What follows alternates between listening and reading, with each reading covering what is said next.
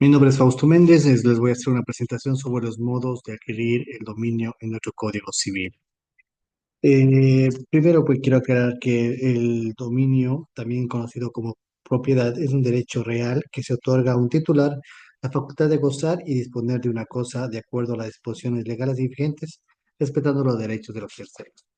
Esto se encuentra en nuestro Código Civil en el libro 2 de los bienes y de su dominio, posesión, uso y goce y limitaciones. Dentro de su artículo 603 nos habla de 5 formas de adquirir el dominio, en el cual en el ejemplo que tenemos les puedo hablar en tema de normativa, conceptos de cada uno y los ejemplos como lo estamos observando. Lo he hecho en dividirlo. Primeramente, vamos a ver el tema, los 3 primeros, que los vamos a llamar originarios, que prácticamente son los que nacen en ese momento, es decir, que no tienen un antecesor. O a su vez podemos hablar que él es el titular originario en el que adquiere la cosa. Primero tenemos la ocupación, ¿sí? El cual está normado en nuestro artículo 692 y 658, el cual nos dice que se basa en la presión de bienes que no pertenecen a nadie. La característica de esta es los bienes muebles que no tienen dueño. Esto es un acto de apoderamiento, una intención de adquirir o una exclusión de una propiedad ajena. Un ejemplo claro de esto es, he hecho un tema sobre que alguien se encuentra una bicicleta en un parque. Esta no tiene ninguna identificación. A su vez, no tiene testigos ni nadie que diga que eso tiene un dueño. Al considerarlo un bien sin dueño, prácticamente se le lleva consigo realizando un acto de ocupación de esa bicicleta. Claro, si posteriormente aparece alguien y dice esa bicicleta no tiene dueño, automáticamente se invalida el tema de la ocupación. Obviamente que la persona que maneje, que diga que es dueño de esa bicicleta, tendría que tener documentación, facturas, indicando que ese bien tiene dueño. Y tendría que devolver la bicicleta, obviamente, porque no la pertenece a él. Luego tenemos la ascensión, que es del artículo 659 al 685, que está en nuestro Código Civil igualmente. Hablamos de los bienes accesorios que se convierten en parte del bien principal. Se transfieren los derechos de propiedad cuando un bien se une o se integra a otro. La accesión puede aplicarse a diferentes tipos de bienes, tanto bienes muebles como inmuebles.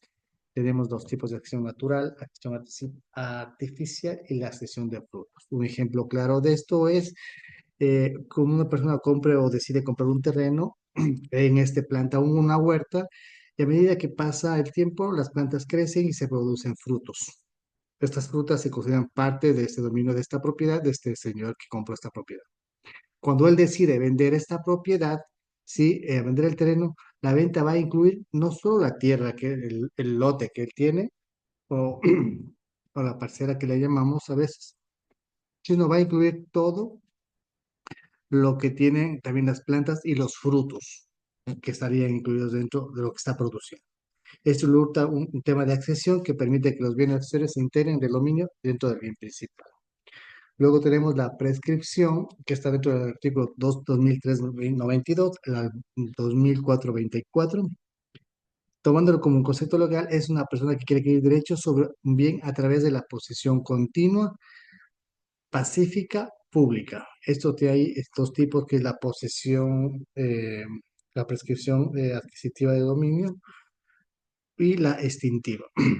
La adquisitiva es justamente la que cuando tenemos los derechos de propiedad sobre los bienes, pueden ser estas ordinarias o extraordinarias, y a su vez esto dependiendo del tiempo requerido o las condiciones de la posesión.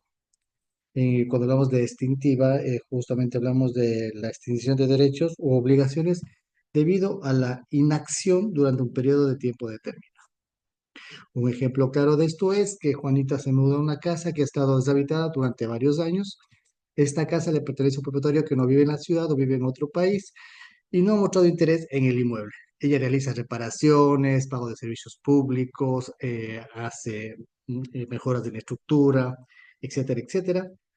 Al pasar estos 10 años, y durante ese tiempo Juanita no ha tenido ninguna oposición del propietario en este caso.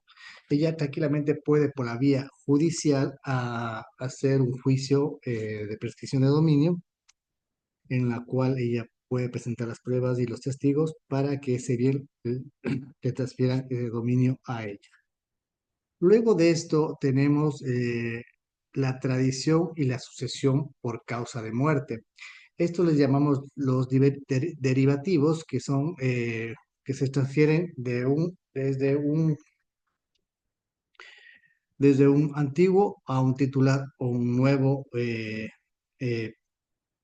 persona que es dueño de este bien. O sea, es algo que viene como de sucesión, ¿sí? De una persona a otra.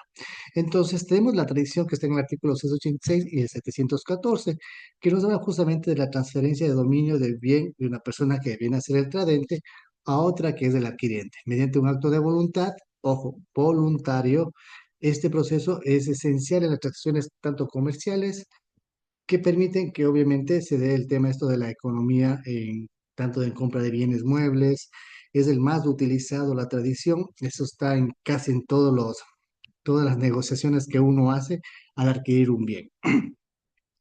Un ejemplo claro de esto es la compra de un bien inmueble en cual se transfiere el vendedor al comprador. A partir de este acto, el comprador se convierte en el nuevo propietario y este puede ejercer todos los derechos que le confieren a esta protección. Esto es una tradición, la cual le llamamos en este proceso. Luego tenemos la sucesión por causa de muerte, que está en el 993 y en el 1020. Este es un mecanismo legal que también permite la tradición de bienes, de derechos y obligaciones de una persona fallecida, que sería el causante, y sus herederos. Un ejemplo claro de esto es que una persona, en este caso le he puesto Juanito, un hombre de 80 años, que tiene una casa y un coche y una cuenta de ahorros. Tiene dos hijos, Marisela y Pablo, en cual Juanito, la persona que fallece, o sea, el causante, hace un testamento en el que deja su casa a Marisela y la cuenta de ahorros a Pablo, o sea, a sus hijos, mientras que el coche destina a que sea vendido y el dinero se divida entre los ambos hijos. Esto quiere decir que dejó claramente establecido cómo los herederos deben repartir su propiedad que dejó el causante. Como conclusión de esto, podemos hablar que los modos de adquirir el dominio son múltiples y cada quien refleja su complejidad y es una riqueza que tiene nuestro Código Civil para poder adquirir estos temas de las transferencias de dominio.